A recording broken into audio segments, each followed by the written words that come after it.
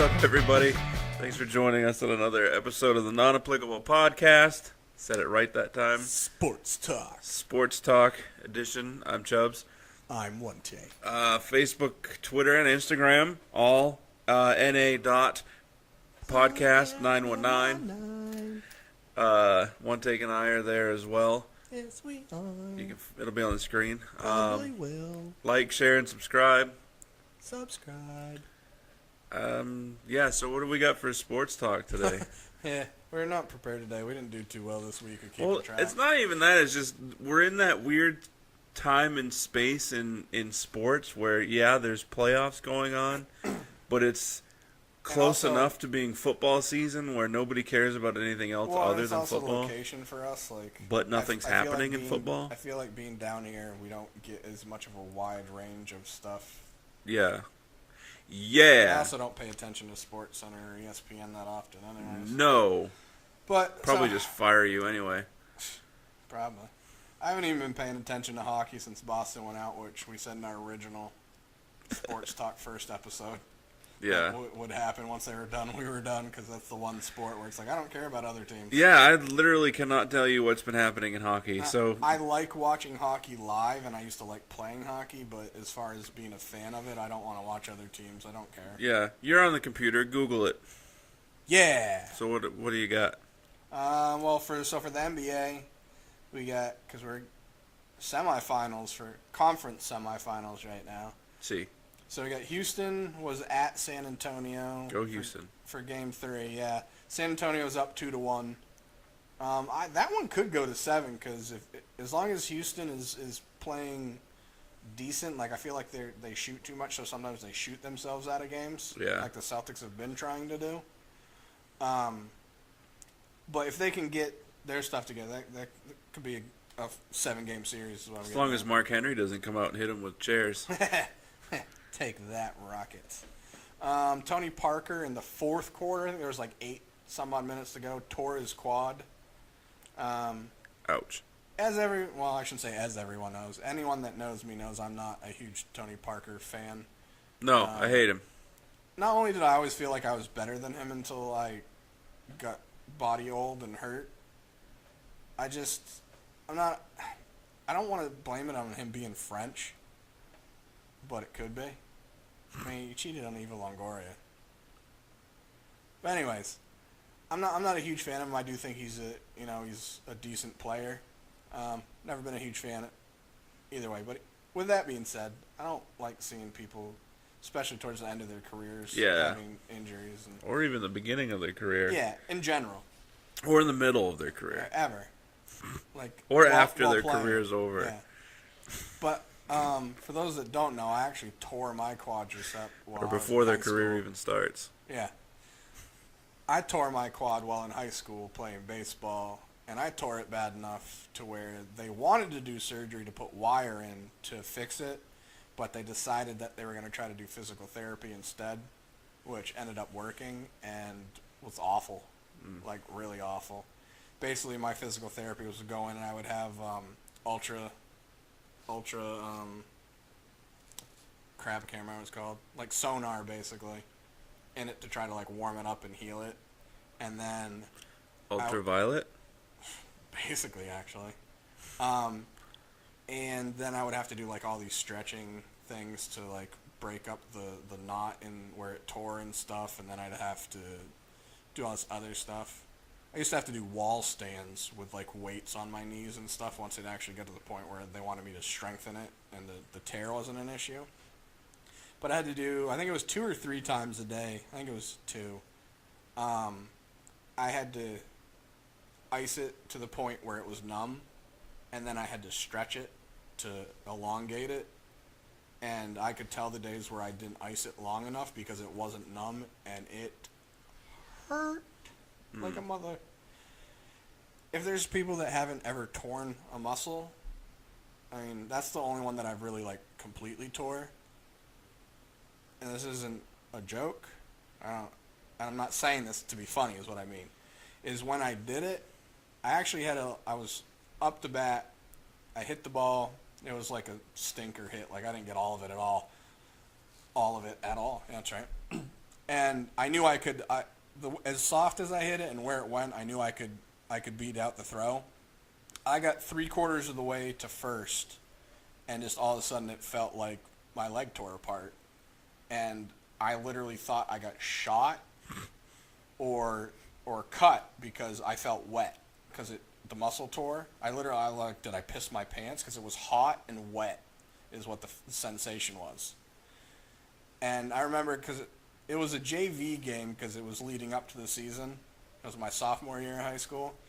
So we had JV and varsity players all playing on one team, but it was against, since it was an exhibition, we didn't have like sanctioned umpires and stuff like that. We just had locals. Mm-hmm. And one of the guys that was the field ump, my brother actually went to high school with him, and he was one of our assistant soccer coaches.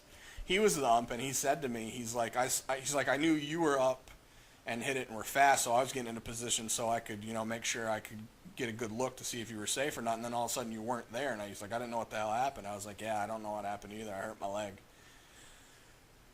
So I ended up obviously coming out of the game. Didn't know what was wrong with me, stayed there the whole time, and I don't know if it was later that night or the next day. I went to the doctors, found out that I tore it really, really bad. Like, I still have a dent in my leg to this day. Like, you can't really see it, but I can feel it in the right spot, and it still aches too. And that was, so I was a sophomore. 100 years ago. Well, that was like 1997, 1998. So 20 years 19 years ago. Around 19, 20 years ago. And it still bothers me. I say that to say, even though Tony Parker tore his quad, he had to have surgery, which I don't know what type of surgery. I don't know if it tore and they needed to reconnect or if they used wire or whatnot. But I was going to kind of be a jerk, but I'm not going to. Well, I'm going to, but I don't mean it in a jerk manner. He got carried off the court. I tore mine. I walked around everywhere. It hurt like a mamma jam, and I looked like an idiot, but I still walked. All right, so that was my long digression. I haven't really been paying too much attention to that series. I mean, obviously, that information, and I know who's up and whatnot, but I haven't really watched any of it. San Antonio is a team that I've never liked for any legitimate... Boring! They're not as boring anymore, but... And I like Popovich. Yeah, I love Popovich. But I don't know. There's just something about San Antonio that just, I don't care. And Houston, I don't dislike, but I don't, like, I don't care one way or the other with them. So I've been paying attention. Then the other one in the West, you got Golden State and Utah. Golden State's up 2-0. They play Utah tonight, first game in Utah. After retarded, I don't even want to call them sports writers. They're just retards as far as I'm concerned.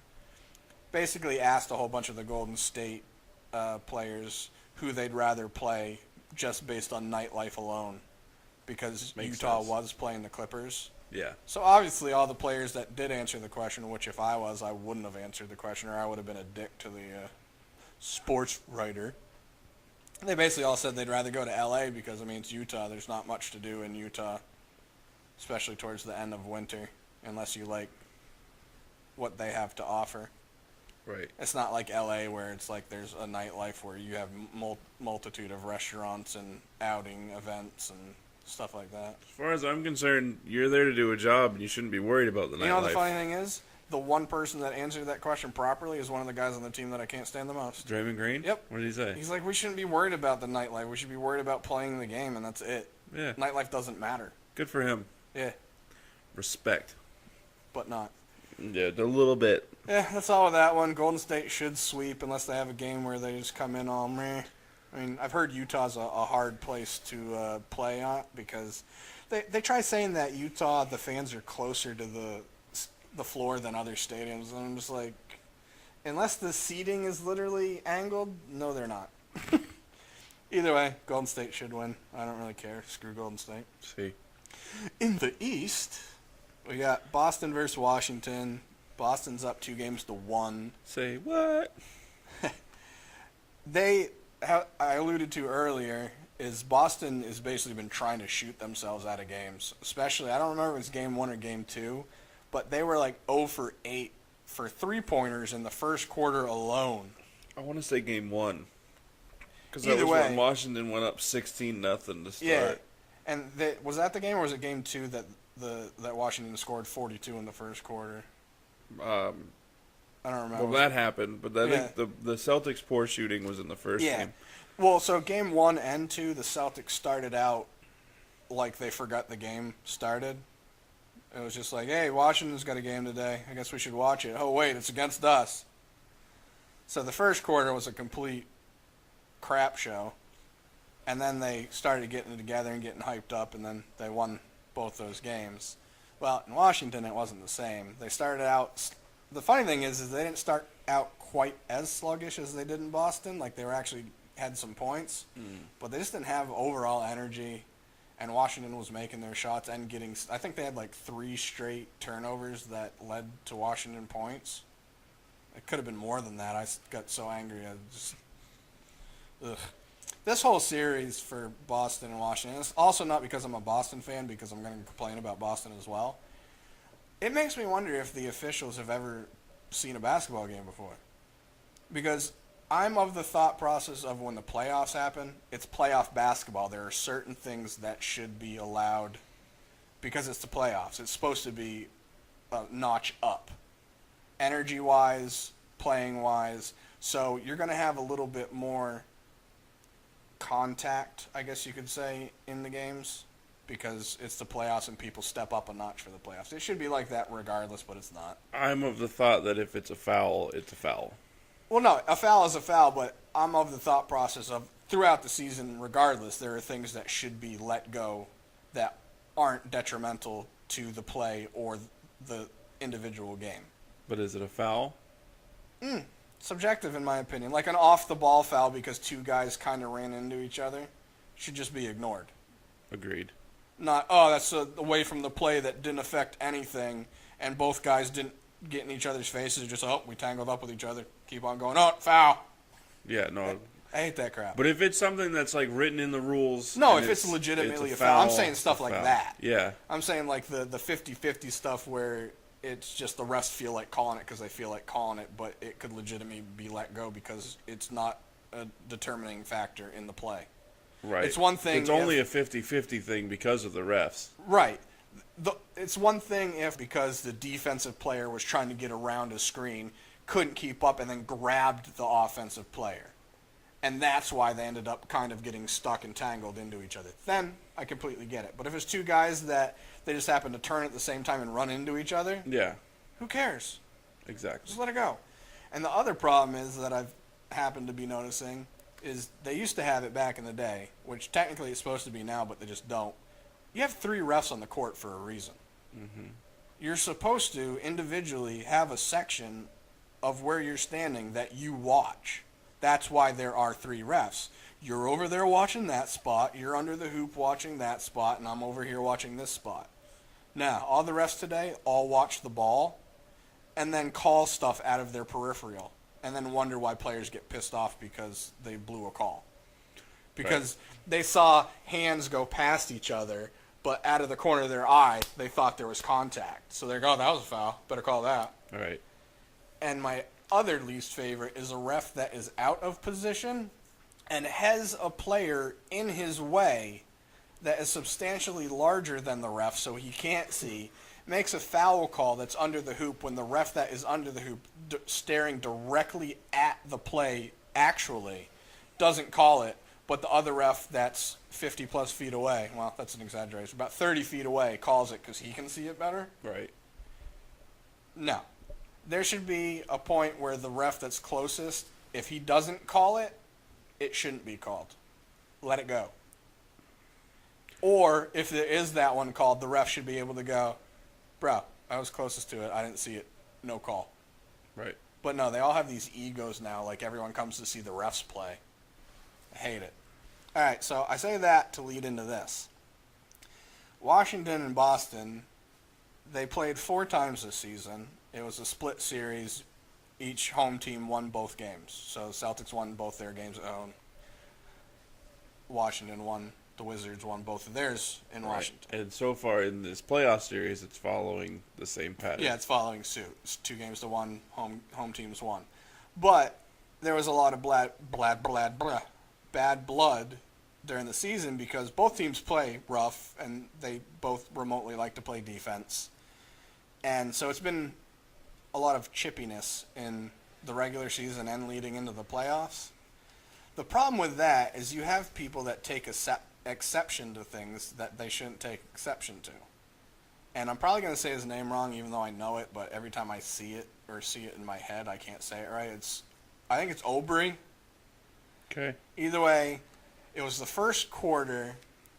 Kelly Olynyk, I can't even say his name right. Kelly Olynyk went to set a screen. It was supposed to be a pick and slip where he just set a real quick screen, got out of the way to have a drop pass to other, go to the hoop or shoot a three. Right. Well, he did it quick enough where when Aubrey was coming through, he was the defender. I think he was defending Isaiah Thomas.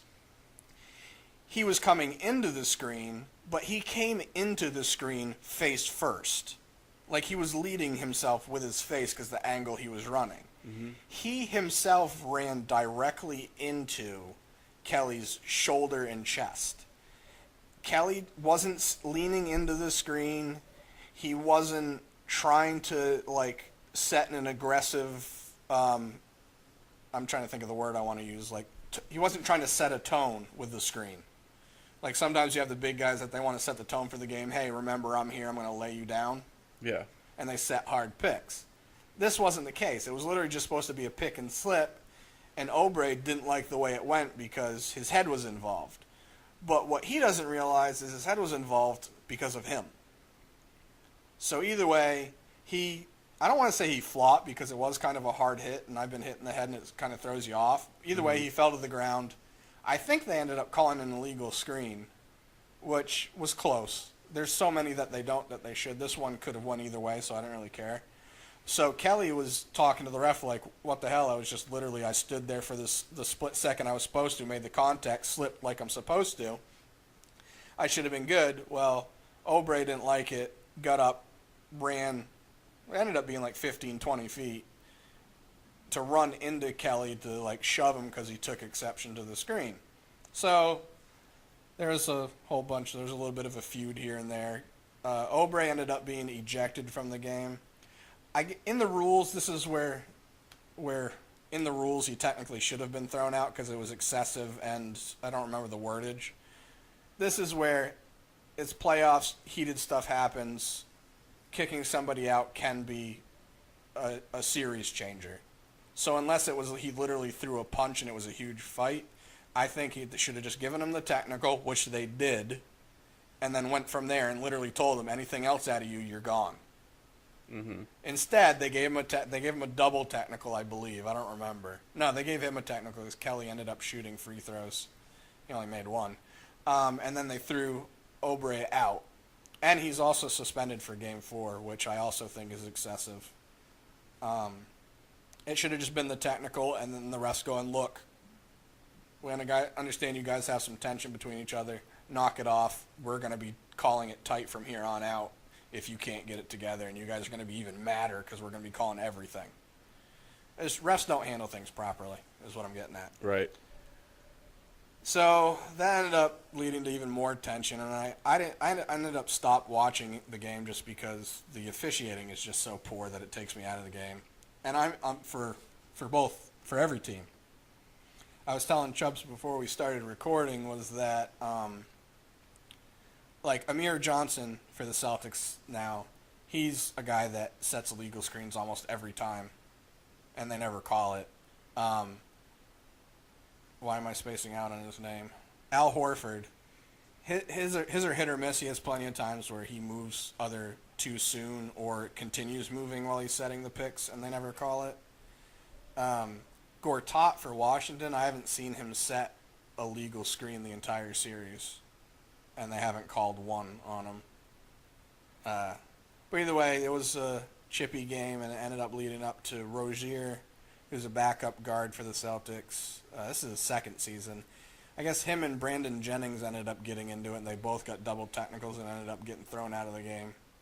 Ended up being 8 total technicals in the game and 3 ejections. So a few. Yeah. So anyway, they have Game 4 tomorrow. 6:30 or whatnot. Hopefully the Celtics can squeeze one out of Washington, so it'll make it easier to win at home. Then we have Cleveland versus Toronto. Cleveland's up 3-0. Sweep. Dude, I don't know if you remember or not, but when the playoffs first started, I said I figured that Cleveland.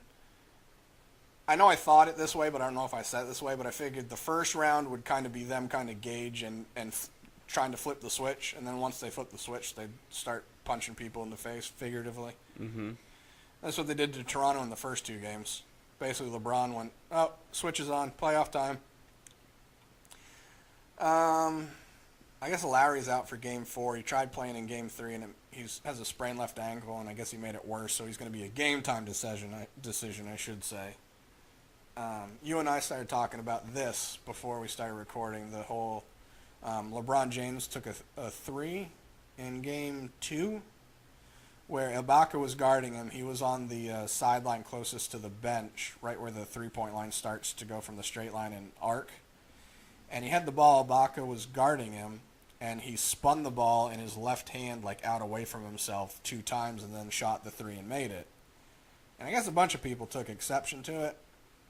Mm-hmm. When I first saw it, I thought it was a dead ball. I thought they blew the whistle and he was just doing it because he felt like doing it and shot. Then I realized it was during the game, and I laughed. Chauncey Billups had said that if he was playing and that happened to him in his face, it would have been a flagrant 1 on him instantly because he would have fouled the person, which is totally what I would have done as well because I have an attitude issue. But my whole other thought is LeBron basically said that he did it to try to distract Ibaka, which obviously it worked because Ibaka was up on him and didn't even really try to reach for it or anything. So I got LeBron's point behind it, but I also understand people being mad about it because it's kind of taunting. Yeah. So I was going to let you talk since you're not paying attention. No, I haven't been following the basketball, so I'm going straight off my. I have an unrelated story. I'm going completely off my brain and just how I know how basketball works. Because besides the Celtics, where I've watched 2.5 games, I haven't watched any of the other ones. Yeah. Actually, no, I watched a quarter of one of the Cleveland-Toronto games, but I forget they're on, and then by the time I remember, they're over. Yeah. I have an unrelated story. If you got a second.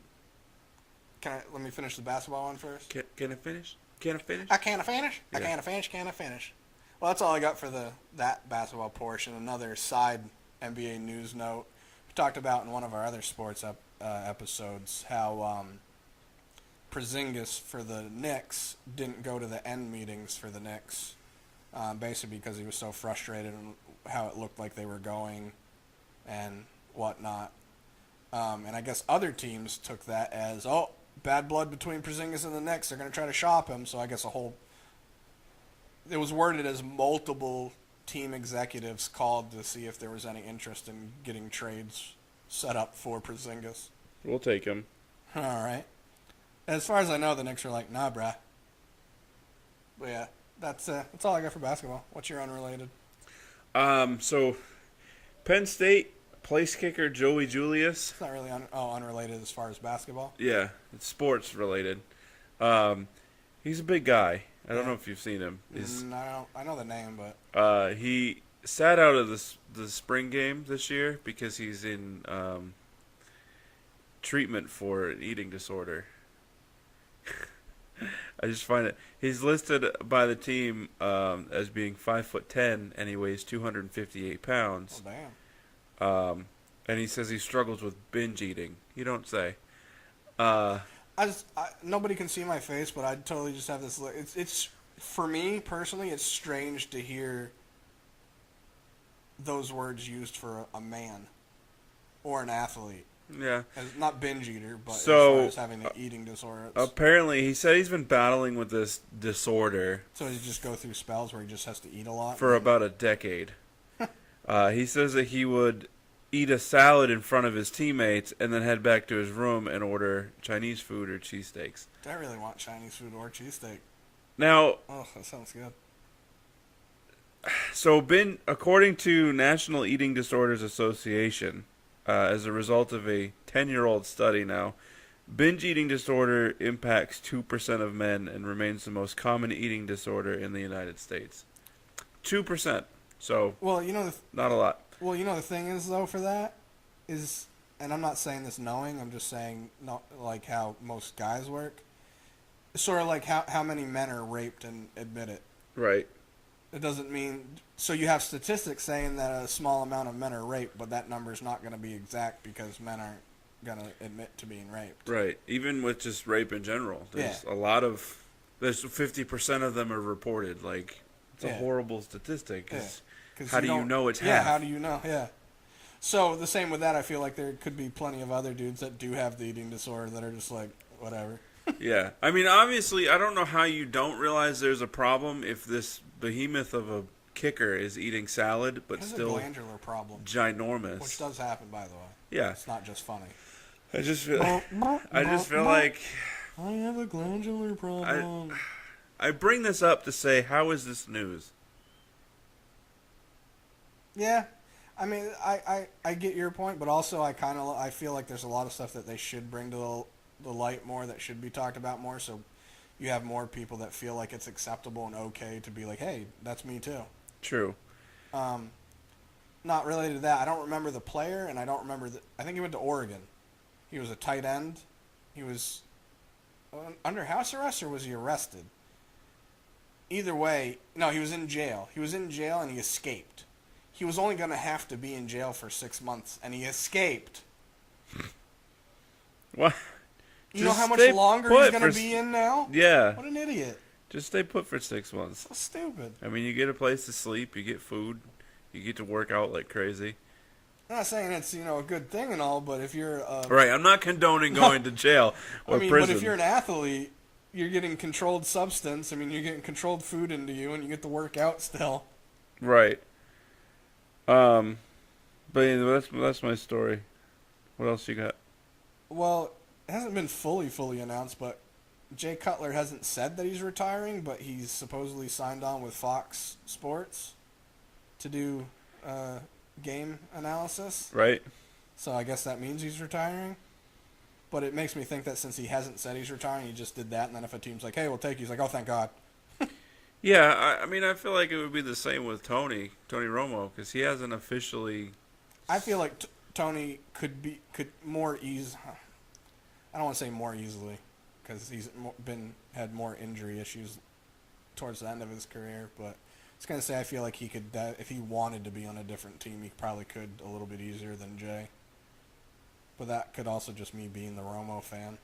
Yeah, I definitely think Romo's a better football player than Jay Cutler, and I also think that he'll be a better sports analysis guy. Yeah, I don't know as if Jay Cutler's as well spoken as Tony Romo is. I feel like Romo can pull combos out of his Heineken and just keep on talking. Yeah, and speaking of Romo, Tony, he is trying to qualify for the U.S. Open this coming week, right? In golf. Yeah. He kind of did once before, didn't he, during the off-season a few years back? Probably. Quite a few years. People got all mad about it. Years back. Yeah. I hope he makes it. I want him to win some sort of championship. And then he can just be like, suck it. Suck it, Trebek.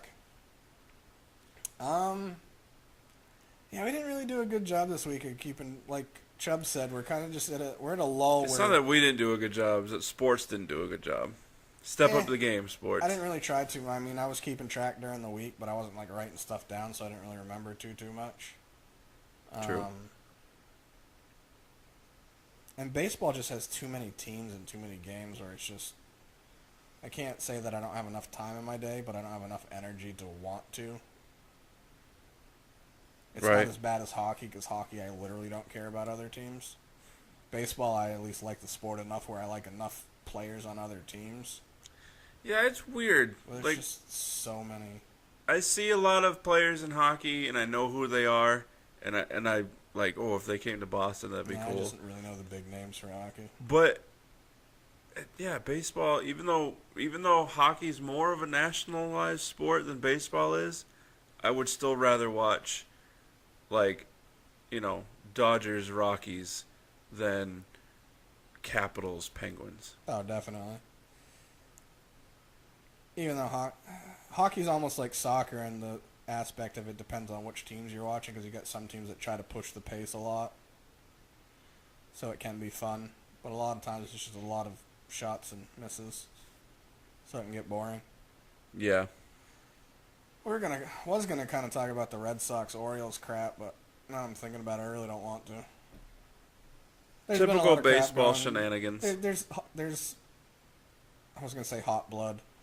There's heated interactions between those teams, which has been more so the last 5 years or so. Yeah. I want to say it's been more so because Baltimore's been pretty good, and the Yankees were kind of on a lull. So, since it wasn't a competitive racing for who's better in the AL East type deal, the rivalry was still a rivalry with the Yankees, but didn't seem to care as much since there wasn't as much involved with it. I guess it's gonna be a short episode. That's all I got. That's all I got, too. I mean, because the NFL draft's over. Yeah. I'm looking forward. I'm looking forward to this season, but I'm not, because I'm still kind of pissed on how they handled the Tony Romo thing. So the spiteful part of me wants them to have a bad season just to be like, see, Yeah. should have kept And, Romo. and the thing with post-draft talk is that a lot of it is grading teams on how they drafted. Yeah, and but also you're trying to basing it off of not having seen these people play in the NFL. Right. So you could give a team an A+ rating for their draft, right now. But But at the end of the season, you'd be like, well, they're just full of busts. Yeah, because it's based on prospect Right. opposed to actual. Yeah, because Yeah. you never know. You could have a guy that's just a boss in college, Yeah. and it just ends up I not was, getting. I was listening to Mel Kiper Jr. on my way over here. Whether it's the team or the system you're in that just doesn't fit you, or you just don't step your game up. Right. Todd. I mean, Mel Kiper Jr. is probably as credible as they come when it comes to talking about these players. Yeah. But he's just going off like, oh, this team I give a B rating, and they got this person, that person, and the other in the 6th and 7th round, and all this other stuff, and it's like you're really like putting all your eggs in one basket right now. Yeah. So yeah. I mean, Todd. They could break it down differently too, where, I mean, you give it a grade based on the team getting what they needed. Yeah. Like the Cowboys, for example, they needed a lot of defense and a lot of cornerbacks. Yeah. Obviously, we don't know how it's going to turn out until they play and how they fit into the system. If they don't, blah blah blah. But as far as filling holes in a sinking ship, Yeah, they filled a lot of those holes. But I would put the cap on if you gave them a letter grade as a C, because you did what you were supposed to. What's middle ground? Not alphabetically, but grading wise. What's middle ground between A and F? C. C, yeah. Yeah, so it should just be a C, because you can't go above a C because they haven't played yet. Right, and I mean you can totally go below if a team just went off the rails and if the Cowboys needed all these defensive guys and they drafted like 5 wide receivers, right, and you a get an running F. back, Yeah. then you can be like, whoa. I mean, you could say the Browns, for what they needed and everything, you could probably give them like a B or a C+, but at the same time, you still don't know. I don't think Deshaun Kaiser is going to be anything special. I haven't been paying attention. And just, you don't really know how these players that you got are going to mesh with the other players that you already have. Yeah, and systems. And systems. Perfect example, the Patriots. Tom Brady on any other team, I'm sorry, is not Tom Brady. Yeah. Well, you know the thing, and people are going to be like, oh, how dare you say that? Perfect example, the times he was out with injury and suspension, Yeah. they still did well. Right. They went 11-5 the year that Matt Castle, Yeah. who had a career outside of New England, Not a good one. barely. They went Garoppolo. 11-5, and then they went 4-1 under Garoppolo and Brissett. Yeah, because Garoppolo hurt his thumb. Yeah. Yeah. Whereas you look at the Cowboys, for example, without Tony 2 years ago, Yeah, they go 13 they went 12-4. I was counting playoffs, my bad. They went 12-4 the 2014, and then 2015 4-12. Yeah, without Romo, no backup. So, I mean, obviously the system is and one of those backups was Matt Castle. Yep. So you can really make an argument that the system makes a difference. It really does. I've said that. I've said that in other sports. Perfect example. And I don't want to say I have arguments with people who do this before, but that may not have agreed with me. But Karl Malone, John Stockton. If they weren't in that system, Right. I don't think either of them would have been as good. I mean, perfect example is Karl Malone when he went to the Lakers, trying to championship chase. Yeah. I mean, it was towards the end of his career, which can be the explanation, but he wasn't nearly as good there. And Right. Stockton, you really can't say because he played in the same team, the same coach with a lot of the same players his entire career. And the other argument for Matt Castle in New England versus Dallas, in Dallas, he may have been older, but he had a better offensive line. Mm-hmm. He had a running back, Yeah, 'cause somewhat. They still had Murray? Or was that... my seasons get so confused. In my Either head. way, they had a better running back. Better wide receivers. Name-wise, yeah. Couldn't do a thing in Dallas. Nah. So anybody that wants to argue that the system doesn't matter and a good player is a good player, look right there. Good players can... I also think that depends on the sport. Football is one of those ones where you have offensive and defensive schemes and systems where if it doesn't play to your strengths, depending on what type of player, I mean, it's very few that can, completely adjust what they've done for the first 15 years of their football career, counting, pop in high school and college. Yeah. You know what I mean? Yeah. Quarterback's one of those positions where, Systems are like, so... if you're a great wide receiver, you can fit wherever. Right. If you're a great quarterback, Corner? Oh, thrower back? yeah. You could go to a different system and not be so great. Perfect example, even speaking of the Cowboys, I feel if Dak was in a different system, I don't think he would have done as well. No. If you look at, like, Randy Moss, for example, didn't have the best teams. Yeah, but he did well He's everywhere he went. one of the best wide receivers in the history of the game. Yeah, I think quarterback is definitely one of the ones where the system definitely matters Yep. because it's not a plug-and-play position. I mean, especially because you have different systems, you have different reads, different routes, and if you're going between different systems that are substantially different, you got to get out of your own head and out of your own tendencies Yeah. and learn new. Or if you're It's on a hard. team that has a new offensive coordinator every year. It's hard. Yeah. You wonder why the teams that do that can't seem to build up any wins. You keep changing stuff and don't give it a chance to build. Jacksonville, Cleveland. Yeah. That's it. Yeah. That's all I got. Facebook, Twitter, and Instagram, na.podcast919. Like, share, and subscribe this video and this channel, and, look at our other stuff. Yeah. Social. Do it. Be it. Yeah, ain't nothing to it but to do it. Do it. Deuces. Double those deuces.